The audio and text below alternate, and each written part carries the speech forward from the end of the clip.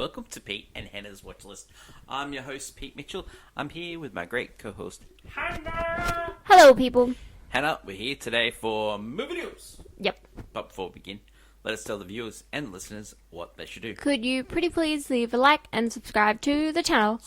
Leave a comment down below your feedback on this show, any of our other shows, thoughts, feelings.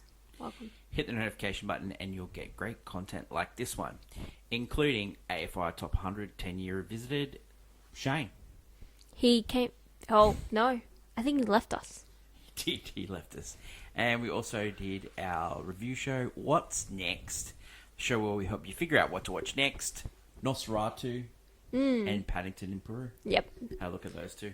God, it was like a cup of tea from different different sources. Marmalade sandwich.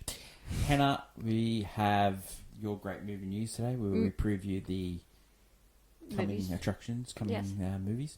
But let us get on to clickbait. Hoo-ha. And it is your turn. My turn. I'm just going to take a moment and we're just going to reflect that there's a lot of anniversaries this year. Is there? We're in 2025. And so a lot of That's movies are having like some big celebrations. All right, what have you got? And of course I'm bringing it up right now because I put down a list. Research it, yeah. Of course. I used heavily from the Collider article, which they literally released the day of the first. So I was like, oh, it's wonderful. Like a few, like the big milestone that's like having 100 years is like old, like you hear that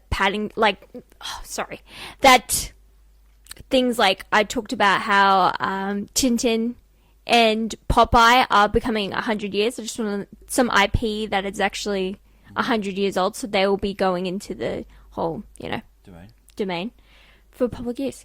90 years old, we have The Bride of Frankenstein is 90 years old. That's close. And Marx Brothers' Night of the Opera is also on its 90th birthday as well. 85th, you have Pinocchio and Fantasia from Disney, yeah. And you also have, on its 80th anniversary, you have The Picture of Dorian Gray. And, that's a fun one. 75th, though, is a big one for Disney, which is Cinderella. Yeah. Huge. Movies like Sunset Boulevard also came out.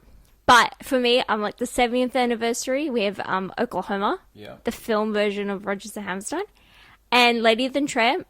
We also have James Dean's Rebel Without a Cause, and its 70th anniversary. And Guys and Dolls also has a 70th anniversary, which is the film.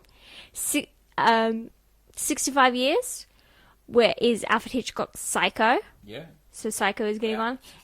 The original Ocean's 11 also. Yeah. Is turning 65. The Rat Pack. Turning 60 is The Sound of Music.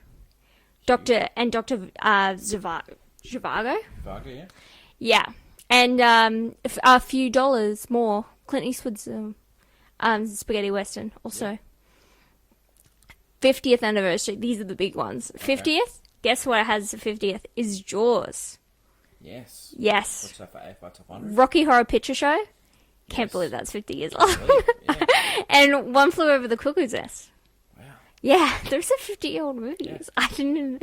Yeah. 45. You have The Empire Strikes Back. You have Flying High, also known as Aeroplane. Yeah. And 9 to 5 is also 45 years old. Wow. Yeah. Wow.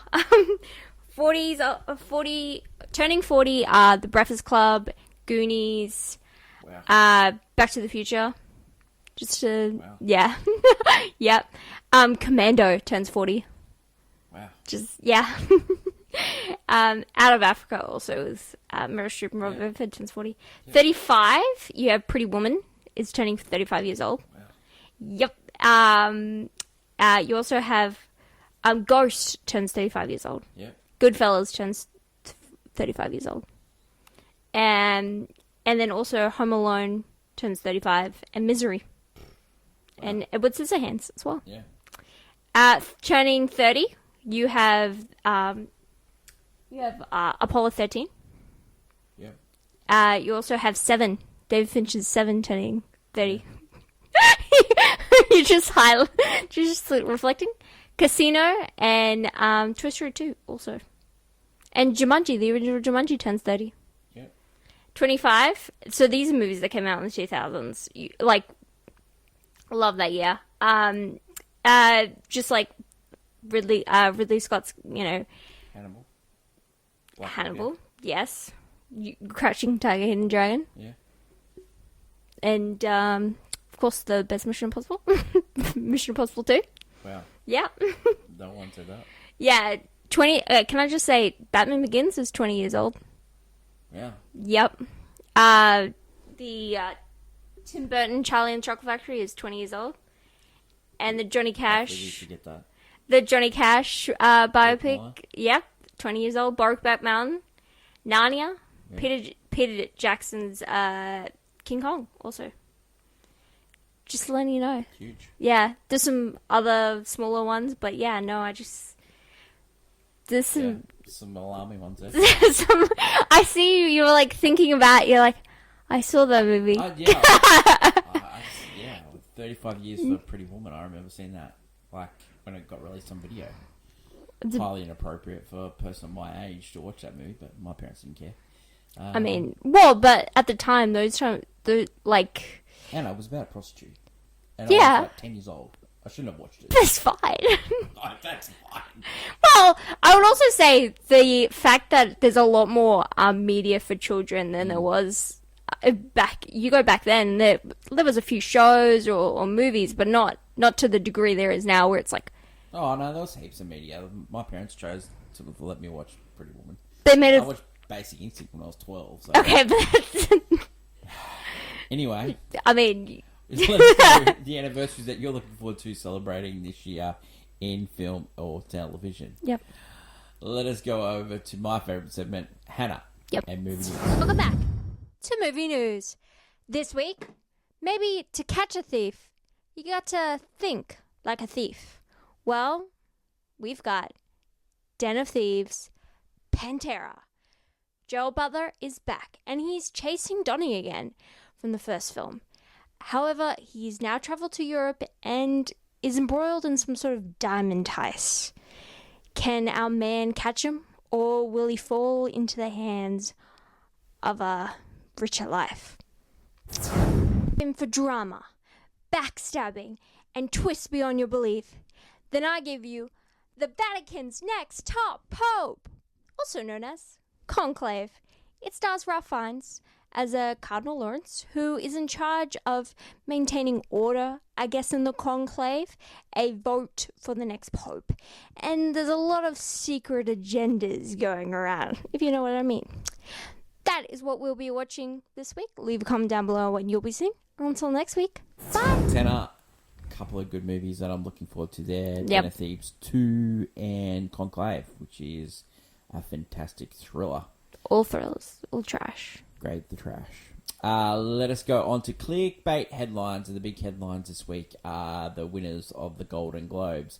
Big winner on the night was Amelia Perez. Won four Golden Globes, including Best Foreign Feature, Best Comedy Musical. Zoe Zendana won Best Supporting Actor. The Best Drama of the night went to The Brutalist, and also, along with Best Actor, went for Adrian Brody. Best Actress was In a drama. Demi Moore. Yeah. For Substance. Oh, yes, Yeah. in the musical comedy the other winner, she didn't even get nominated for the SAG. So the SAGs came out today. Demi Moore got nominated again. Adrian Brody got nominated. But yeah, there's a few. Sebastian Stan, who won for Did not, Comic, yeah. didn't get nominated. So at all. yeah. So look, take the Golden Globes definitely with a grain of salt. It doesn't have any real impact on the Oscars. We'll have the Oscar nominations next week. We'll do a special reaction show. Yes. To the No, of course. to the nominations, and then we'll start our usual clickbait segment where we recap the Best Picture nominees.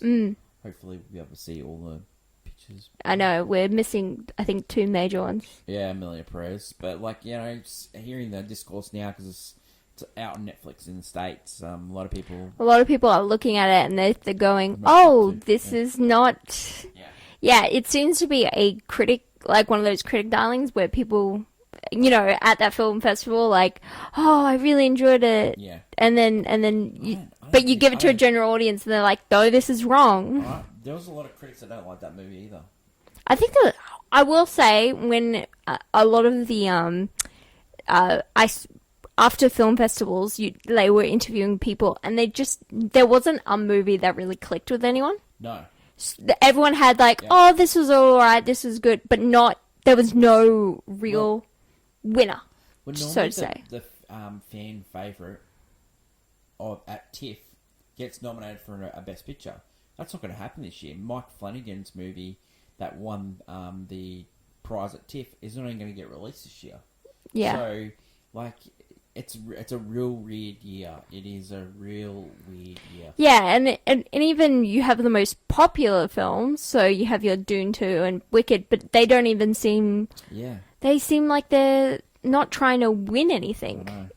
It's the, like, weird... And even the Golden Globes, I wasn't even excited to watch it at all. Well, other than Demi Moore, there's not really someone that you're rooting for this year. Over the last couple of years, we've had people to root for. We've had, like, Christopher Nolan last year was it like Christopher Nolan, everyone just Kiwi wanted him to get Kwan it. and Kiwi Kwan and Michelle Yeoh. Yeah, Jamie Lee Curtis. Like, they Oh, were like, like a lot of people were rooting for them to do really well with that movie. And then last No, year, I've Christopher said the Nolan movie, was- yeah. that people were really rooting for him to finally break through for a win. But this year, like, the guy that who gave the speech for The Brutalist, Bradley Corbett, who wrote it and directed it, he seems like a bit of a douche, doesn't he? Yeah, but there's a lot of those kind of people. I don't. Directors should have final cut. Like, some directors shouldn't have final cut. Yeah, because sometimes a better Sometimes movie a comes note- out of it. Yeah, sometimes a note helps. Sometimes, not all the time. Not all the time, but sometimes a note helps. Yeah. You know, some like a film is a collaborative piece of art. Yeah. And there's so many people that put their 2 cents in to make it real. Sometimes, you can have too many cooks to spoil the broth, but most of the time, everyone the putting together just gets it done. Yeah, it's just So it'd be interesting to see, but yeah, overall, Nick Glazer was funny. There's some really, the most interesting news was Zendaya wearing an engagement ring. yeah. Well, there's a rumor going around that it's not real. It's not real. That's what I think, because I've been strong shade at somebody else. I've been baited by this before, so I'm used to if someone's tricking. But it made like the idea of it making sense because they were staying with her parents this year for Christmas, and sources say that he asked for whatever. Like I don't know, no one knows for surezies. I don't think they've actually he's got come a out. couple of years. He's got. So does Zendaya as well. He's got the Odysseus movie, Homer movie with Chris The Nolan. Homer movie. Yeah. With Zendaya's in that one. He's got the Spider-Man 4, and he's got the Doomsday. Yeah, no. It's big time for Tom Holland. He needs to get it right. No, he's also supposed to be doing the Fred Astaire biopic as well. I don't think that's happening. Yeah, I don't either. I don't think that's happening. He's done nothing. He's Spider-Man. That's it. Yeah, it's unfortunate. He needs his Christopher Nolan movie to work badly. Yeah, okay. It would have been better if it were helicopter pilots. That is it for today's show. Next week on the channel, we are reviewing Conclave, and we're also taking a look at Den of Thieves Pantera. Hannah, That's thank me. you Thank very you. much. We've got reviews, we've got previews coming up on the channel over the next couple of days. Looking forward to that. And next week on the AFI Top 100, we are reviewing the Philadelphia Story. So make sure you watch that before listening to our episode next week. Thank you, Hannah. Long live cinema. And until we meet again, it's bye for now. Bye.